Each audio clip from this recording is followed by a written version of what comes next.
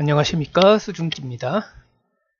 오늘은 그 위험지표와 선행지표에 대해서 좀 공부를 해보도록 하겠습니다. 이거를 강의하게 된 게 요즘에 조금 지표들이 조금 안 좋게 나오는 경향이 있어서 이 지표들을 가지고 어떻게 해석을 해서 어떻게 대응을 할 건지에 대해서 한번 알아보도록 하겠습니다. 뭐 어려운 건 아닙니다. 그냥 테드 스프레드라고 있는데요. 이 테드 스프레드는 유동성 관련해 가지고 나타내는 지표입니다. 미국 국채 3개월 수익률과 리보라는 거는 원래는 유로 달러를 말했었는데요. 지금은 이제 런던 은행 간 금리인 리보를 쓰고 있고요. 그거에 대한 차이를 나타내는 말입니다. 그러니까 리보에서 미국 국채 3개월 수익률을 빼서 산출을 합니다. 그래서 국제적인 단기자금 시장의 여건을 가늠하는데 활용되고 있고요. 신용 경색 정도를 나타낸다고 보시면 되고요. 테드 스프레드가 증가한다 하면 단기자금 조달 비용이 늘어난다. 그러면 회사에게는 안 좋다라고 얘기를 하면 되고요. 이 테드 스프레드 지표를 나타낸 건데요. 이건 주봉을 나타낸 겁니다.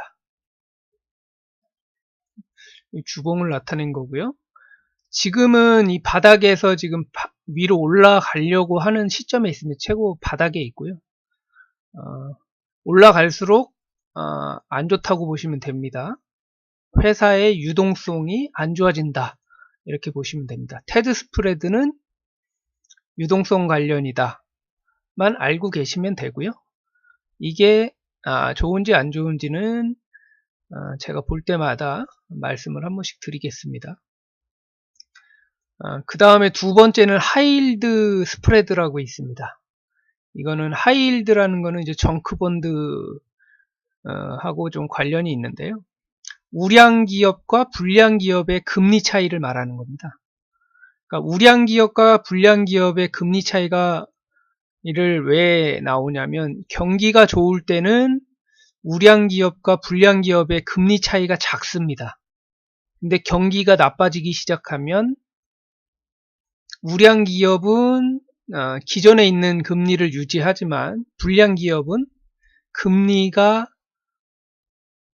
높아집니다.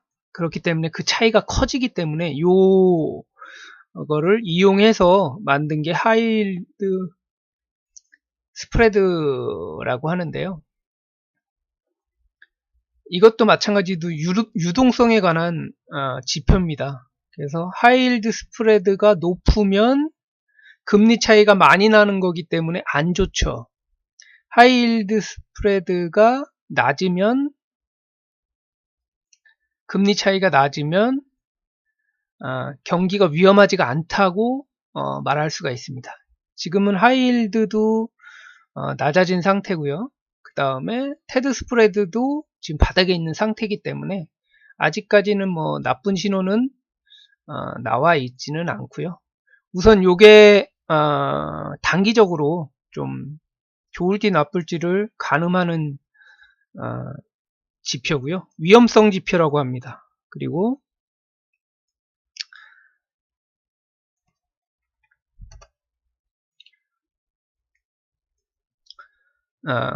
미국의 이제 지표들이 있습니다. 그래서 ISM 제조업 지표라고 하는데요. 공급 관리자 제조 지수고요. 그 다음에 시카고 PMI 지수가 있고요. 뉴욕 엠파이어 스테이트 제조업 지수가 있습니다. 그 다음에 필라델피아 연준 지수가 있고요. 대략 이렇게 있는데요. 가장 선행이 되는 건 ISM 제조업 지수와 필라델피아 연준 지수가 선행이라고 보시면 되고요. 그렇기 때문에 선행이기 때문에 굉장히 중요합니다. 왜냐하면 이게 나빠지면 경기가 안 좋아질 거다, 좋아질 거다를 먼저 나타내기 때문에 그렇습니다. 그래서 ISM 제조업지수가 어떤 거냐 하면 공급관리자 제조지수입니다. 공급하는 사람의 제조지수인데요. 이 선행성이 있기 때문에 신규 주문, 그러니까 자재부에서 관리하는 사람한테 팩스로 받아가지고 이 지수를 만드는데요. 그러니까 신규 주문을 얼마나 했는지, 고용이 신규 주문을 얼마나 했는지, 생산은 어떤지, 고용은 어떤지, 원자재는 어떤지, 배송 속도는 어떤지, 재고는 어떤지에 대해서 종합해서 지수로 만드는 거고요. 매월 첫 번째 1일 날 발표를 하는데 그날이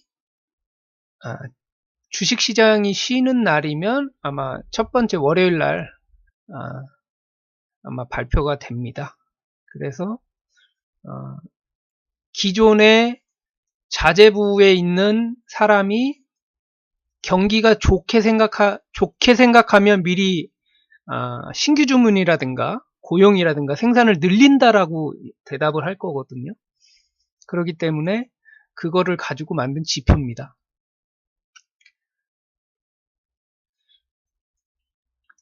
그리고 시카고 PMI가 있는데요. 시카고 PMI는 월 말에 항상 발표가 됩니다. 그래서 시카고 PMI가 ISM보다 먼저 발표가 되고요.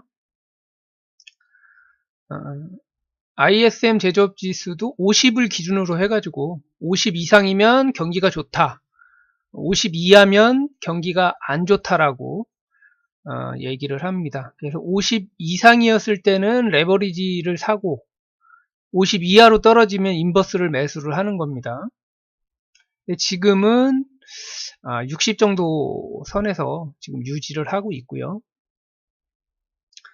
그 다음에 필라델피아를 먼저 볼까요? 필라델피아 연준지수는 선행성을 가지고 있는데요. 15일에서 21일 사이에 발표를 합니다. 아직 발표를 안 했는데 요번에 이제 발표를 할 겁니다. 근데 저번 달에 갑자기 0 밑으로 확 떨어졌어요. 그래서 이거를 미국의 그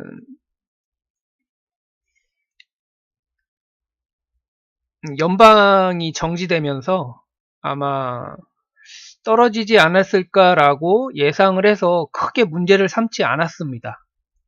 근데 이번 달에는 조금 상황이 다릅니다. 떨어지면 안 좋게 생각을 할 겁니다.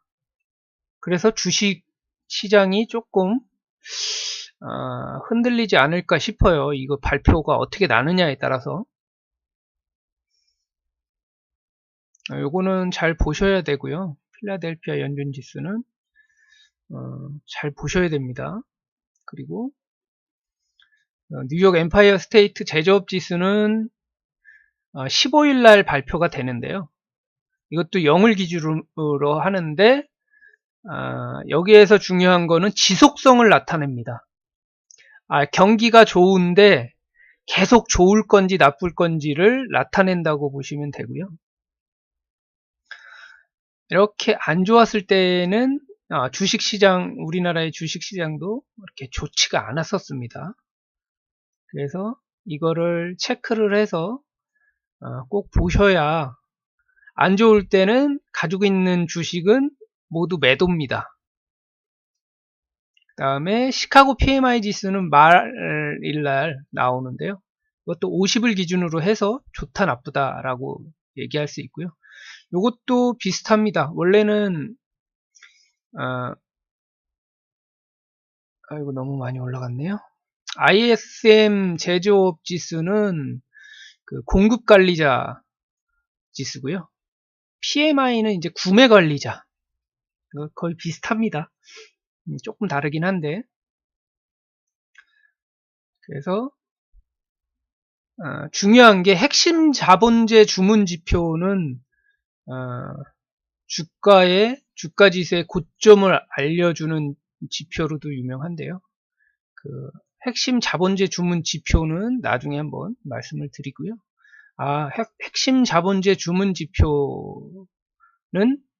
고점을 좀 알 수 있구나 라고 알고 계시면 될 것 같고요. 그리고 중요한 거는 소비가 줄게 되면 설비 투자가 줄어든다라고 꼭 알고 계시고요. 6개월 정도의 선행해서 알려준다고 보시면 됩니다. 그리고 FOMC 일정이 1월, 3월, 4월, 6월, 7월, 9월, 10월, 12월 정도에 있고요. 그러니까 1월, 4월, 7월, 10월은 회의를 하고 이 회의를 3월 달에 기자회견을 합니다. 3월, 6월, 9월, 12월에. 그래서 요번 3월 달에 어떻게 회견이 나오는지에 따라서 또 왔다 갔다 할 것 같습니다. 그러면 요것도 뭐 오늘이나 내일 아마 나올 것 같아요. 그리고 또 중요한 게 미국 산업생산 증가율이라는 게 있습니다. 이것도 0을 기준으로 하는데요.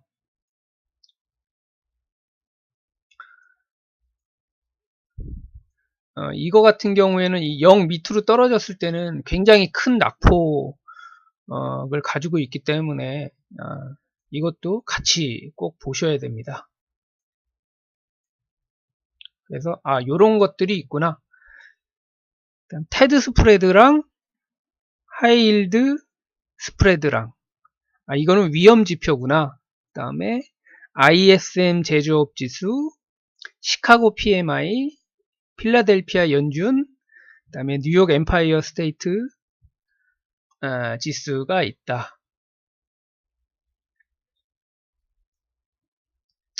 그 다음에 중요한 게 미국 산업생산 증가율이라는 게 있는데 그게 0 이하로 떨어지면 위험하다.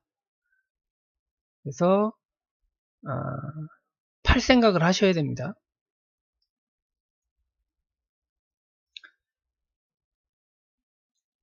근데 지금까지는 뭐 신호가 나온 거는 없습니다. 그러니까 필라델피아 연준 지수가 저번 달에 조금 확 떨어졌었는데 이거는 미국의 셧다운 때문에 그럴 수도 있다라고 해서 시장에서는 그냥 반응을 안 하고 지나갔었어요. 저번 달에.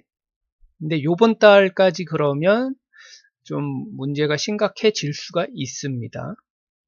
다른 것들도 다 좀 내려가는 상황에 있고요.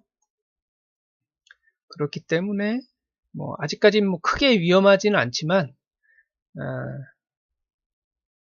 잘 보시고 위험이 발생이 되면 가지고 있는 주식은 다 매도를 하셨다가 다시 매수를 하셔야 됩니다. 그냥 놔둬서 확 떨어지게 되면 팔지도 못하고 장기 투자 갑니다.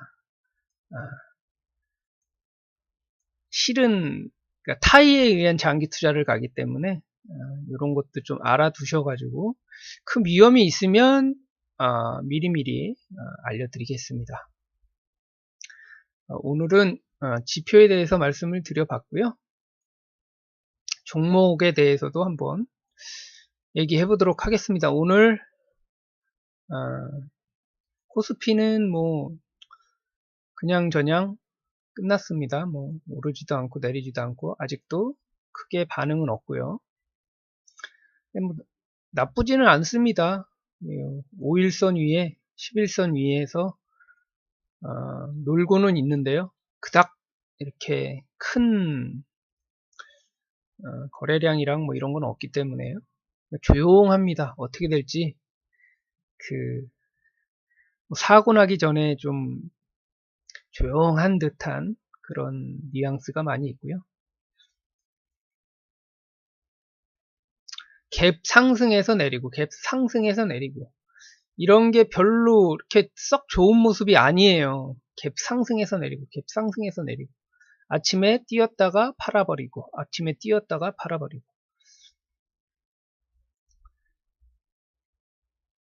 크게 이렇게 좋은 모습이 아닙니다.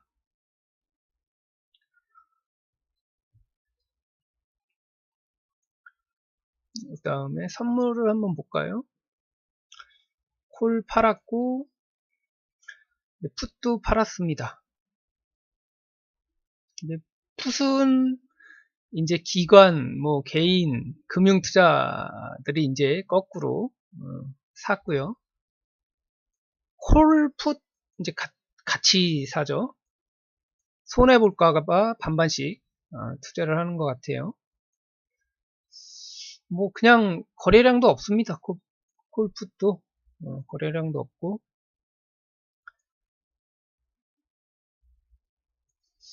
그냥 쏘쏘하게 지나가고 있습니다. 환율은 뭐 굉장히 많이 떨어졌죠, 우리나라가. 그리고 중국도 조금 떨어지는 추세로 가고 있고요. 강세로 가는 거죠. 위안화 강세, 원화 강세. 이렇게 봤을 때는 달러 약세죠. 떨어지는 거는 강한 겁니다. 옛날에 1200원 하던 게 지금 뭐 1100원으로 떨어진 거니까요.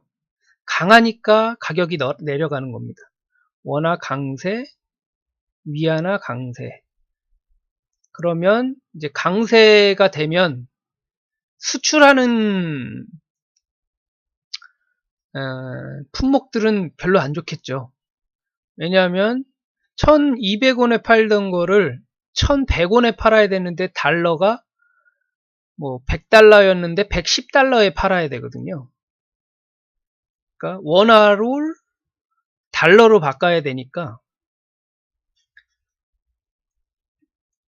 그러니까 들어올 때는 달러를 원화로 바꾸잖아요. 그러니까 손해가 나는 겁니다. 수출을 할 때마다. 근데 수입하는 회사들은 좋겠죠. 곡물을 수입한다, 사료를 수입한다. 더 강화가 되면 원화 이제 환율 관련주들이 아마 들썩들썩 거릴 수도 있고요. 그 다음에 식품 관련주. 왜냐하면 곡물이나 이런 건 다 수입해 오거든요. 과자, 뭐 라면 만드는 회사, 이런 음식 같은 경우에는 거의 다 수입을 많이 하기 때문에, 그 다음에 뭐 사료 관련주들도 수입을 많이 하고요. 그런 종류의 움직임이 있을 거고요. 그리고 셰일가스 같은 경우에는 엄청나게 지금 생산을 아마 할 것 같아요. 근데 시추수라든가 이런 거는 아직까지는 뭐 크게 늘지는 않았는데, 그게 본격적으로 늘기 시작하면 원유 가격은 조금 하락할 수도 있습니다. 근데 급격하게 하락할지는 모르겠어요. 뭐 전문가들은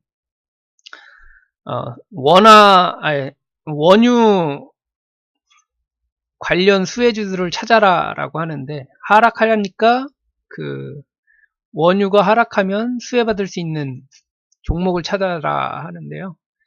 뭐 원유 하락하면 한국전력이 제일 수혜를 보겠죠. 그 다음에 다른 기업들도 다 수혜를 많이 볼 겁니다.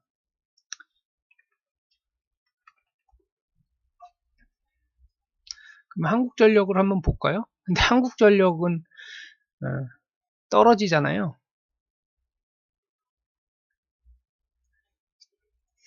계속 원화가 떨어졌을 때 계속 올라간 겁니다. 원화가 이제 올라가서 방향을 더 올라가고 있으니까 지금 떨어져야 되는데 안 떨어지고 있죠. 그 다음에 만약에 원유가 가격이 올라가면 에너지 관련 주들이 올라가겠죠. 뭐 태양광이라든가 풍력이라든가 이런 게 올라갈 건데, 지금은 더 올라간다고 생각을 하니까 지금 이게 떨어진 거거든요. 근데 얘는 왜 또 올라갔냐 하면 원유 가격이 올라갔는데도 올라갔단 말이에요. 전기세 인상으로 해서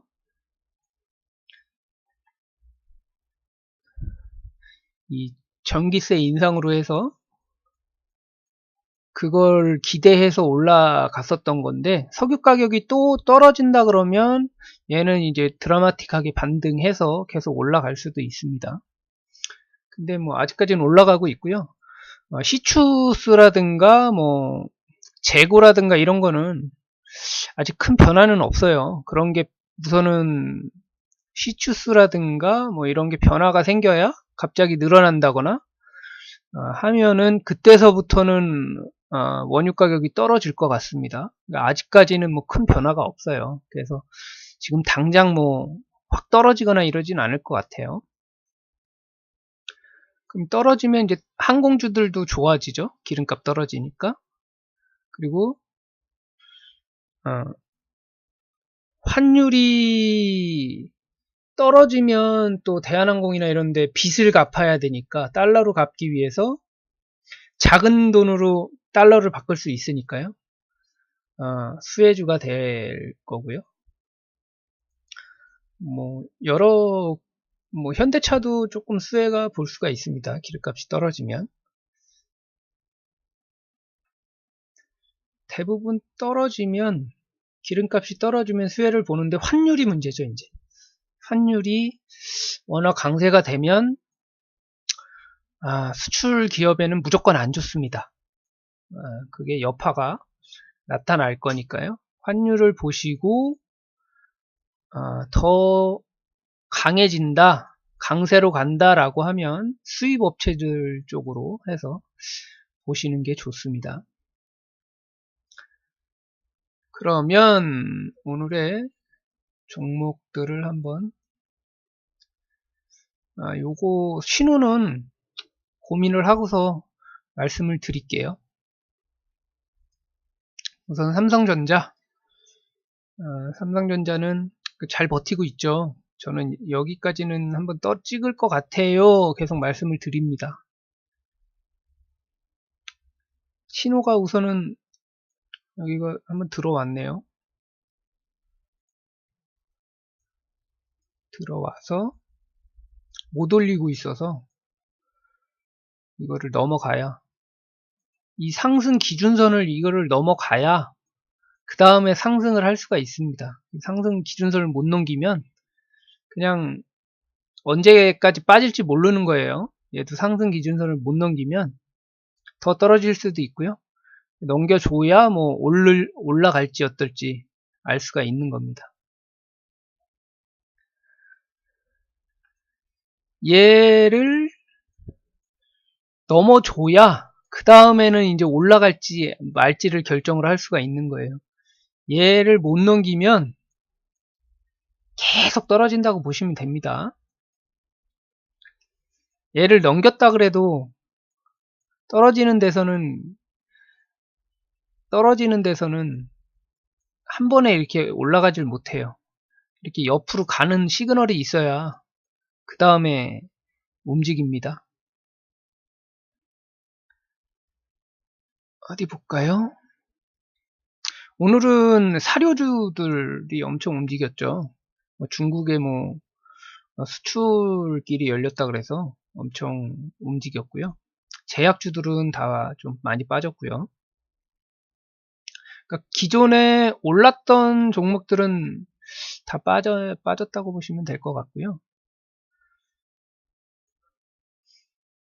오늘은 조건 검색식에 나온 거를 한번 볼게요. 애니제는 암 관련해서 뉴스 때문에 올라갔고요. 사료주들이, 그러니까 에이코넬은 관리 종목 지정으로 해서 정지가 됐습니다. 한 6년인가 5년 동안 아마 계속 적자 나서 그런 것 같아요. 한번 볼까요?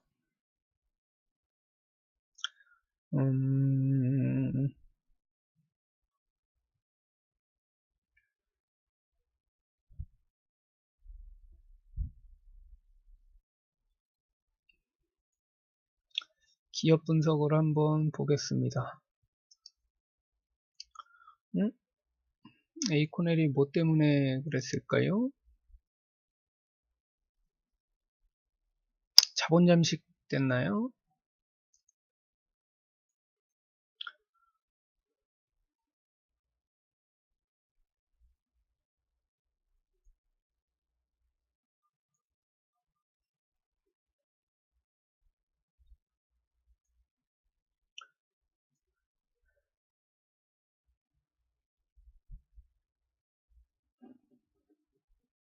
지금 14, 15, 16, 17, 18, 19 계속 지금 적자가 나서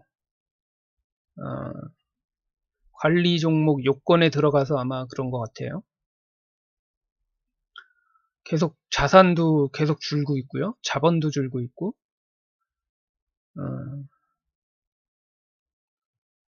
이러다 보니까 뭐 유보율도 그렇고 계속 5년인가 이상 넘어가면 관리 종목 지정 요건이 갖춰집니다. 계속 이익을 못 내고 있으면. 그래서 보실 때 한 번씩 보셔가지고 그런 것들은 조금 피해 주시는 게 좋아요. 이렇게 폭포수처럼 떨어지는 게 괜히 폭포수처럼 떨어지는 게 아닙니다. 이만큼 해 먹었어요. 벌써 해 먹고 설거지 하고서 지금 관리 종목 들어간 거기 때문에 조심하셔야 되고요.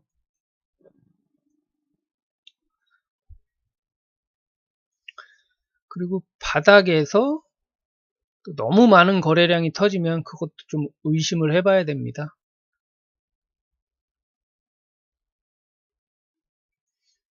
오늘 신호가 떴는데 얘는 더 올라가지 않고 떨어질 것 같아요.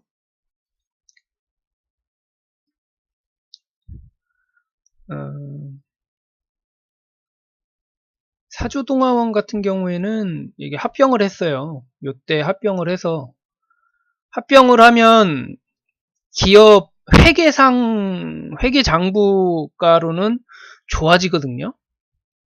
흑자를 합법적으로 낼 수가 있어요. 좋게도 만들 수 있고 나쁘게도 만들 수가 있는데 합병을 하면 어찌 됐건 좋게 만들어서 한번 해먹을 수가 있습니다. 그래서 합병을 하고 나서 엄청 떨어지고요. 2단 하락했습니다. 2단 하락하고 그 다음에 올라가서 지금 다시 올라가는 중인데요. 얘도 조금 어느 정도 올라가면 파셔야 됩니다.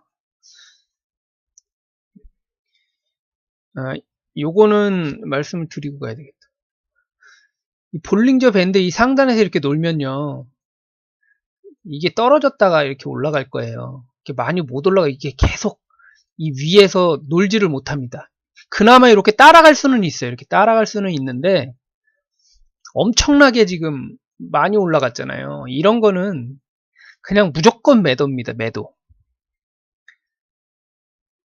야, 이제 시작이다. 고가도 넘어갔네 오늘. 응? 뭐 최고가네. 이제 더 이상 물량이 위에 없으니까 더 올라가겠네. 더 올라갈 수는 있어요. 근데 올라갈 때마다 매도한다고 생각을 하셔야 됩니다. 매도한다고. 거래량도 기존의 이 거래량보다 훨씬 많죠. 왜 많을까요? 팔아먹었으니까 많겠죠. 사는 사람도 많고, 신고가다. 신고가를 뚫었으니까 저희가 배울 때 뭐라고 배우나요?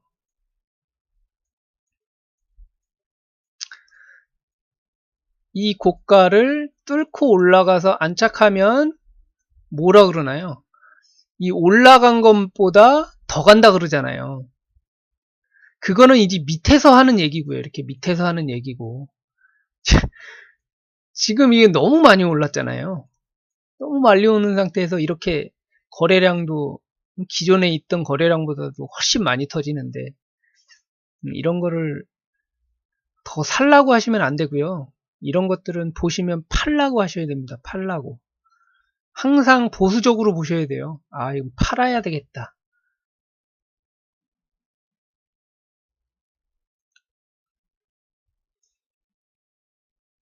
그리고 요런 거는 조금 이제 웃긴 겁니다.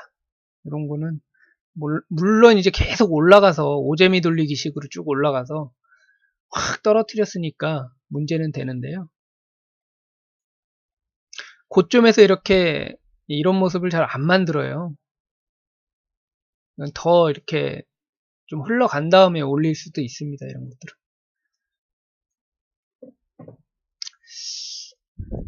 오늘 신호 나온 것들은 별로 살 게 없어요. 제가 봤을 땐 오늘 신호 나온 것들은 별로 살 게 없고, 어제 신호 나온 것들 중에서 한번 오늘 떨어진다고 그랬었잖아요. 어제 보면은 어제 신호 나온 것들보다 다 떨어집니다. 이 신호 나온 거에 중심이나 시가에 오면 사세요 말씀드렸잖아요. 그러니까 이런 것들을 사는 겁니다. 이런 것들을 음봉일 때 사서 양복일 때 파는 거죠. 얘도 이제 더 떨어져야죠. 5일선이나 뭐 이렇게 근처까지 한 번 더 떨어지고 그 다음에 가더라도 갈 겁니다. 얘도 더 떨어져야 되고요. 얘는 뭐 신호가 뭐 약하게 나왔기 때문에 또 꼬리를 밑으로 달아서 더 떨어질 수도 있습니다. 얘는.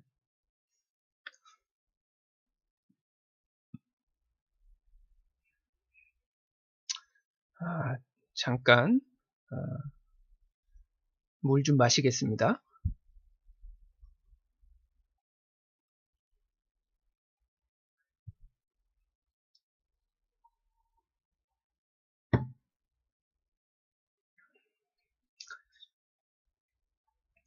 이렇게 신호 나온 것들, 꼬리 달고 신호 나온 것들은 더 올라갈 수 있습니다. 이거는 밑에서 잡으면 며칠 안에 갈 확률이 높아요. 이런 거는 상한가 갔으니까 아침에 갭상승 했다가 이제 떨어지는 게 당연한 거고요. 이게 정상적인 겁니다. 만약에 어제도 말씀드렸지만 상한가 갔는데 밑에서 시작해서 이렇게 밑에서 시작해서 이렇게 떨어지면은 거의 이제 요 3분의 2 지점 정도에서 떨어졌다가 올라가는 경우가 많습니다. 의심을 해봐야 돼요. 내가 차를 막 60km로 달렸는데 브레이크를 딱 밟았어요. 그러면 여기가 멈춰야 되는데 여기까지 와오고 여기서 딱 브레이크를 밟으면은 쭉 밀리잖아요. 그러면은 그 밀린 게 이 갭으로 나타나는 겁니다. 속도가. 그래서 강한데 밑에서 시작한다? 이런 거는 좀 의심을 해봐야 되고요. 이게 정상적인 겁니다. 다시 올라갈 수도 있어요. 기준을 뭐 깨고 그러질 않았기 때문에 다시 올라갈 수도 있습니다. 이런 거. 이런 것들은 좋죠. 한번 올리고 매물대 어느 정도 소화하고서 훅훅훅 떨어졌는데 그 훅훅훅 떨어진 것들이 신호가 나온 거에 그 밑에서 다시 반등을 주고 있거든요. 다음에 떨어지면 여기서 이제 매수를 하셔야 됩니다. 여기서. 이렇게 해서 떨어지면 여기서 매수를 하시는 거예요. 그래서 제가 드릴 거는 요 빨간 신호인데, 뭐 보시는 분들도 많지 않고, 그 다음에 뭐 구독하시는 분들도 많지 않기 때문에, 이걸 어떻게 드려야 되나 지금 고민을 하고 있습니다. 우선은.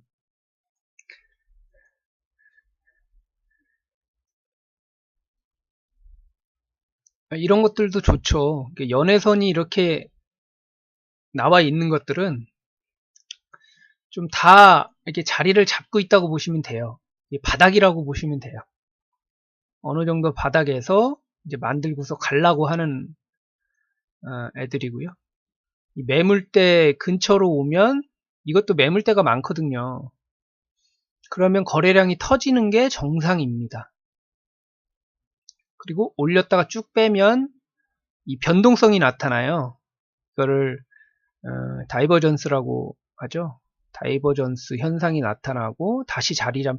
이게 힘이 떨어지는데 주가는 많이 안 떨어졌잖아요. 다시 올라가게 되면 더 강하게 올라간다는 얘기입니다.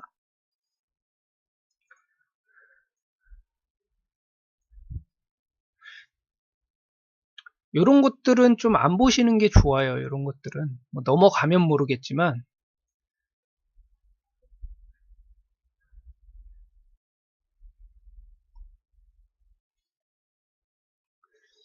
요거는 조금 보고 있는 종목인데요.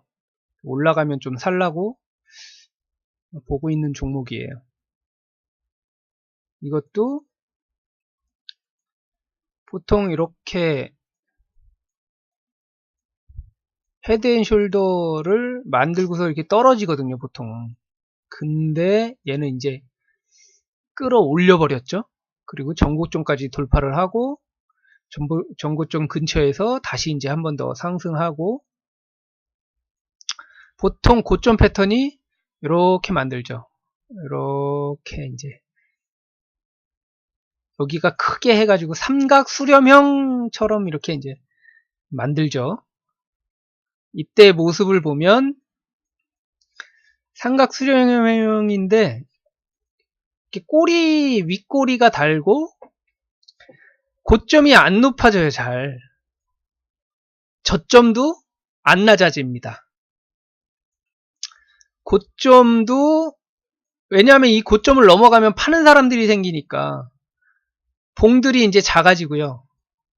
그 다음에 저점을 이렇게 높여주고요. 고점은 또 낮춰주고 해서 21선 근처에서 올라가는 척 하면서 그냥 훅 빼버리죠. 이게 고점 패턴입니다. 그래서 21선을 여기는 깨고 올라갔잖아요. 여기도 깨고 올라갔잖아요. 여기도 깨고 올라갔잖아요. 근데 여기는 안 깨고 지켜주고 있잖아요. 그러면 여기가 고점이 될 확률이 높다.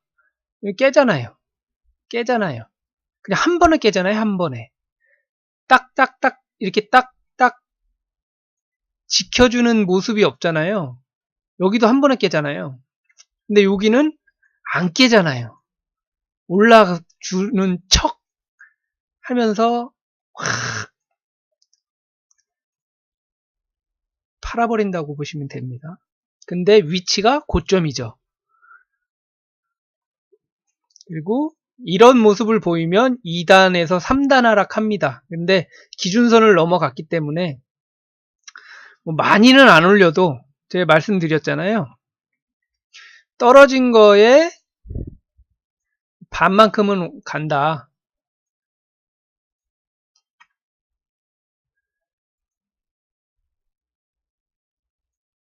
떨어진 거에 반만큼은 간다. 떨어진 거에 이제 반만큼은 간다. 근데 여기 살짝 올린 게 있어가지고 이거를 여기까지 갈지는 모르겠는데, 원래는 여기 떨어진 거에 반만큼은 간다는데 못 갔어요. 떨어진 거에 반만큼은 간다 했는데 여긴 넘었어요. 그러면 여기까지는 이제 뭐 한번 바라볼 수는 있겠죠. 정말 얘가 올릴 애라 그러면. 여기도 마찬가지로 신호가 나온 애들이 여기서 나왔잖아요. 중간. 여기서 매수를 하셔가지고 이제 올라가는 겁니다. 그리고 떨어지는 모습이 뭐 양봉도 없이 그냥 쭉 떨어졌죠. 딱 좋습니다. 아주. 얘도 2단 하락에서 자리 잡고 다 이런 모습입니다. 바닥에 있는 모습들이 다 거의 비슷해요. 근데 이제 더 빨리 올라가냐 아니면 조금 늦게 올라가냐, 요 차이라고 보시면 됩니다. 이게 또 마찬가지죠. 골이 깊으니까 기준선에서 따라가서 무조건 이 연에서는 넘어가야지 올라갑니다. 그리고 매물대가 적은 것들이 좋아요. 매물대가 세면 한 방에 못 올립니다. 매물대가 여기가 세잖아요. 여기 세고 여기 조금 있었는데 넘어갔잖아요. 넘어가면서 지지해줬고 여기 세고 여기도 조금 있고 그러면 이 자리를 넘어가려 그러면 거래량이 엄청 필요합니다. 거래량이 많이 필요해서 뚫고 올라가야 되거든요. 뚫었다가 다시 떨어졌다가 다시 올라가야 이걸 진짜로 먹었다고 할 수가 있어요. 얘도 여기도 뚫어서 다시 안착해서 다시 올라가는 거거든요. 얘도 반도체나 뭐 이런 쪽일 거예요. 반도체 소재나 아니면은 뭐 장비나 이런 쪽은 좋습니다. 필라델피아 연준 지수를 안 봤네요. 필라델피아 반도체 지수를 안 봤네요. 필라델피아 반도체 지수는 여기가 뭐 쌍봉처럼 나오기는 하는데요. 좀 봐야 됩니다. 아직까지는 좀 떨어지긴 떨어졌는데 조금 특이한 모양으로 떨어지고 있어요. 이게 좀 특이한 모양으로. 이게 뭐냐 하면 나 힘은 없어. 근데 올라갔어. 그리고 얘는 떨어졌어. 매수를 많이 안 하고 에너지를 안 들였는데도 이렇게 올라갔어요. 근데 거래량이 있으면 좋은데 여기에 아마 거래량이 없었을 거예요. 거래량이 없는 양봉이 나와서 하락할 가능성이 아마 높을 겁니다. 이 녹색 ADX가 힘을 나타내는데 힘이 없잖아요. 힘이 25도 안 넘었으니까 힘이 없는데 이렇게 올라갔다? 이거 이상한데? 생각이 듭니다. 이상한데? 힘이 없는데 올라갔어? 물론 뭐 매도하는 사람이 없기 때문에 쉽게 올릴 수도 있을 수도 있는데 아니 거기에다가 매물대들이 있는데 이 고점에 매물대들이 얼마나 많아요. 근데도 못 올라갔다. 의심을 해봐야 됩니다. 코스맥스 이런 건 화장품주들은 제가 말씀드렸죠. 화장품주들은 이제 올라가서 신호가 나왔으니까 신호 나오면 떨어져야 되죠. 한 이틀이나 3일 떨어지고 나서 또 올라갈 겁니다. 그때 맞춰가지고 들어가시면 좋아요. 콜마도 마찬가지고요. 제가 말씀드렸죠. 이게 바로 올라가는 게 아니라 떨어졌다가 반에서 시가까지도 봐야 된다고 말씀을 드렸죠. 근데 한 반 정도밖에 안 떨어질 것 같아요. 그리고 이제 올라가는 종목들도 있습니다. 이것도 화장품주인데 조금 올라가고 있고요. 이것도 화장품주. 이것도 좀 좋아 보여요. 좋아 보입니다. 2차전지인데 2차전지가 1분기 겨울엔 좀 안 좋아요. 매출도 별로 없고 안 좋기 때문에 2차전지들이 지금 힘을 못 쓰고 있는데 조금 있으면은 2차전지주들도 좀 힘을 쓸 겁니다. 그리고 스마트 그리드 쪽 또 한번 보라고 말씀을 드렸죠. 그쪽도 조금 이제 움직이려고 하는 게 있기 때문에 그리고 이제 돼지고기가 무슨 파동 비슷하게 중국에서 나서 그쪽도 또 관련해서 또 더 올라갈 수도 있을지도 모르겠어요. 요거는 조금 이쁘게 넘어갔네요. 이쁘게 P&E 솔루션도 2차. 네요. 이런 것들은 이쁘죠. 이런 것들은 뭐 딱 가지고 계셨다가 타이밍 잡아서 들어가시면 됩니다.